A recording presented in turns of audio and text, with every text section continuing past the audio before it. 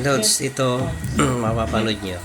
Makikita nyo ay isang pro artist. Pag sinabing pro artist, talagang nagpe-perform yan ng live at meron niya recording artist yan. Kukompose na mga kanta yan. Dito makikita natin na siya ay magpe-perform pero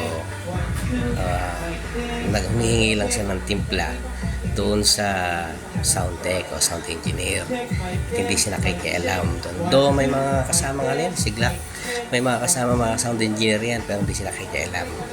Napaka down to earth yan si Glock 9. Mabait niyan. At isa pa talagang makikita nyo na lang. Hindi niya talaga pakikialaman. Kahit alam niyang kaya nilang gawin yun. Ayun ang tawag doon ay respeto. Respeto sa bawat kanya-kanyang trabaho. Yun lang.